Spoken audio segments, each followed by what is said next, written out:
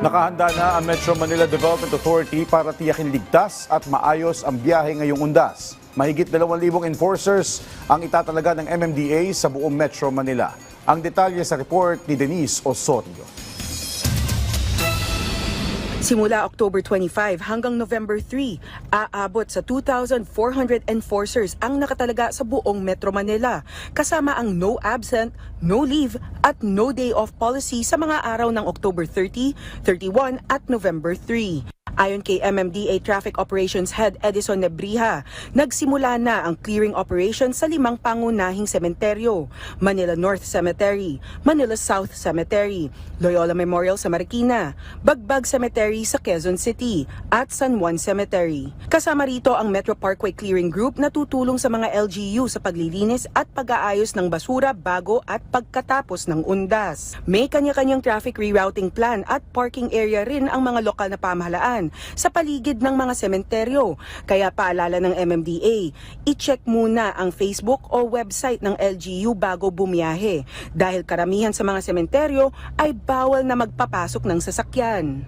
Yung pakikipag-ugnayan natin with LGUs also na panatilihing maayos at maluwag yung mga alternate at saka inner routes natin para maging alternatibong daan kung just in case na mapuno yung main thoroughfares natin like EDSA, C5 and Commonwealth.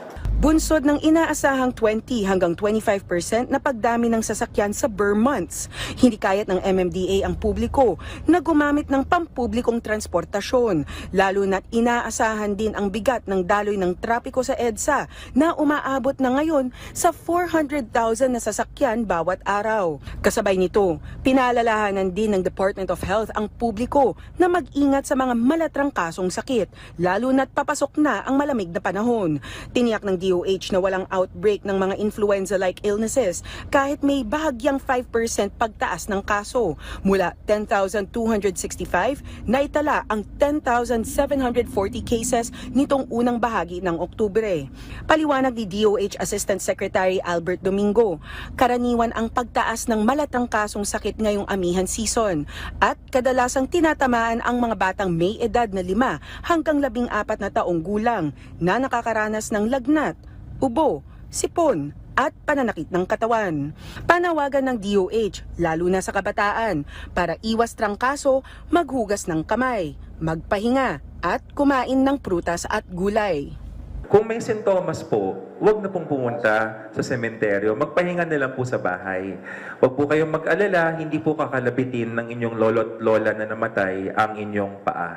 Bilin rin ng DOH na magdala ng face mask sa pagpunta sa sementeryo at suotin ng maayos para iwas sa sakit. Magdala rin ng alcohol o hand sanitizer dahil minsan ay walang tubig sa loob ng sementeryo. Dagdag ng DOH, available din ang kanilang mga mental health specialist sa kanilang mga health tent sa mga sementeryo. Denise Osorio, para sa Pambansang TV, sa Bagong Pilipinas.